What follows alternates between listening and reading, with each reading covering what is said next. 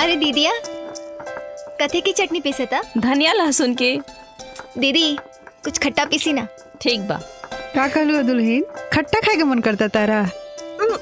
अरे ये का ए छोटकी दुल्हन, देखो का हो गेलो दुल्हन, ठीक बाड़ू नु? ए छोटकी दुल्हन, ए छोटकी दुल्हन, आए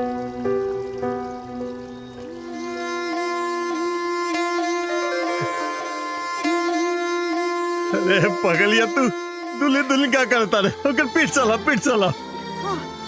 ए अजय, अरे अजय सुने रे। जी बाबूजी। का भइल बाबूजी? अरे कन्हैया कहाँ बा? कन्हैया तो कहीं बाहर गेल बा। कुछ भइल है का? अरे भइल का मत पूछ। तू चाचा बने वाला बाड़े और हम दादा बने वाला बानी। तू एक काम कर, तू जो दुकान से मिठाई लेके पूरा गांव में बांट दे। हाँ जी, जी, जो।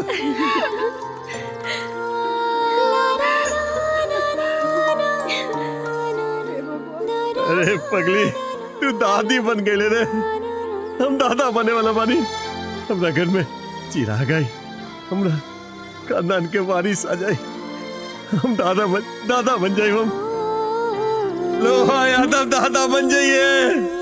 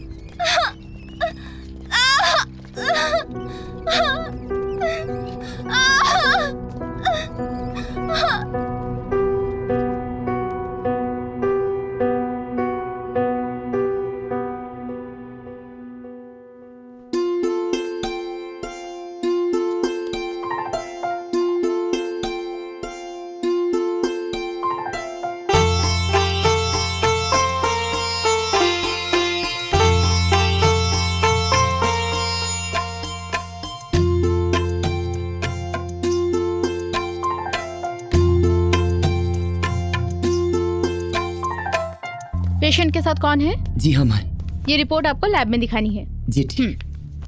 हाँ होता नहीं।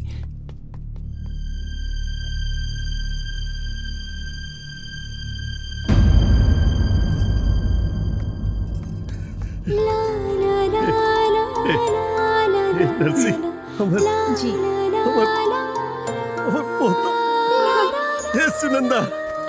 सुनंदा तू दादी बन गई रे, हम दादा बन गए रे।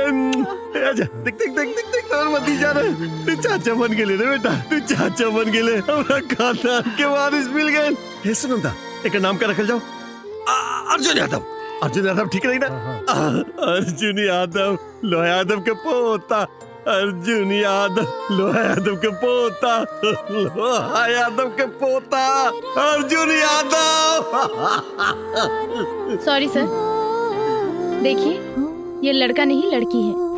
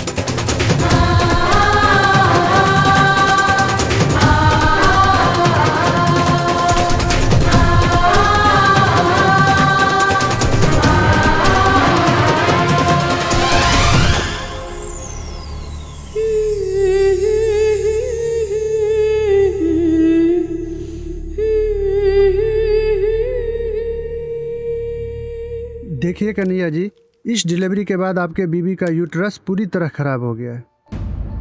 अगर दोबारा आप लोगों ने चांस लिया तो हम आपकी बीबी को बचा नहीं पाएंगे। आप निश्चिंत रहिए डॉक्टर साहब, भगवान ने जो दिया है वो हमारे जीने के लिए काफी है। हम इसका ख्याल रखेंगे।